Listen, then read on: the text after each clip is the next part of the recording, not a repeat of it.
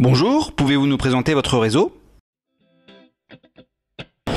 Bonjour Cédric, Senior Company a été créé en 2007 avec une première agence à Paris 15 et on a lancé la franchise en 2010.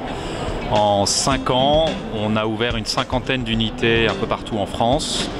On devrait terminer l'année 2015 avec un chiffre d'affaires consolidé de 12 millions d'euros, ce qui représente 700 auxiliaires de vie. Pourquoi choisir les services à la personne pour créer son entreprise?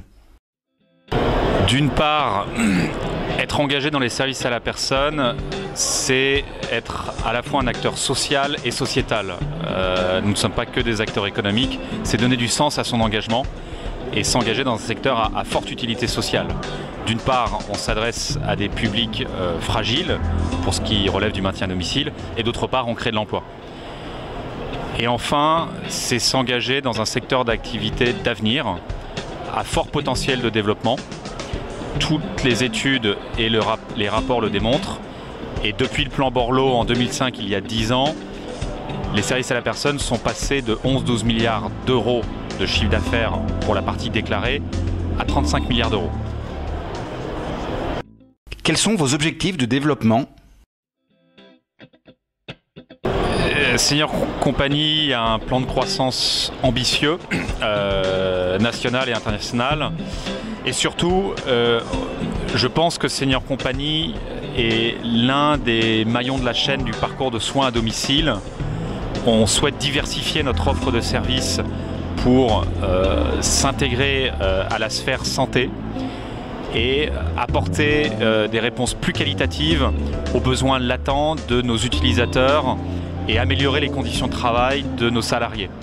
Ce qui est hyper enthousiasmant et passionnant dans ce secteur, c'est que je pense qu'on n'est qu'au début du développement des acteurs du domicile. J'ai participé récemment au groupe de travail Domicile Connecté, organisé par la FESP.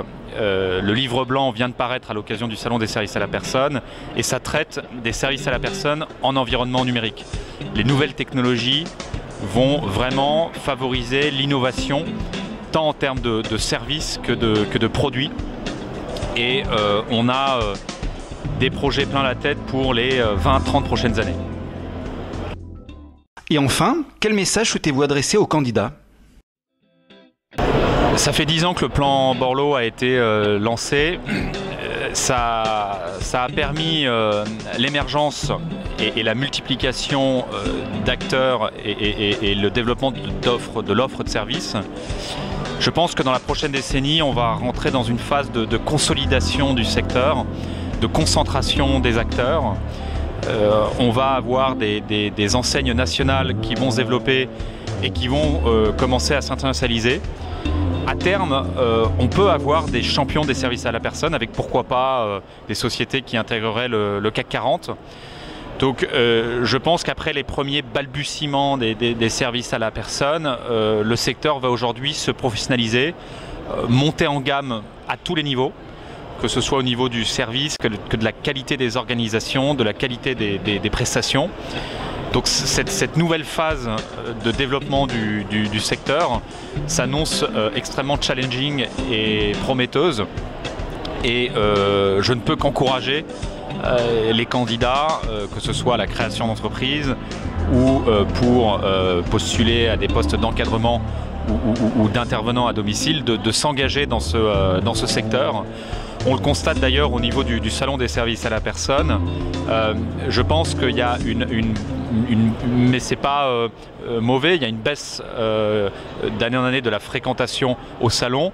Mais en revanche, on a affaire à des profils mieux renseignés, mieux qualifiés. On a un petit peu moins de tout venant.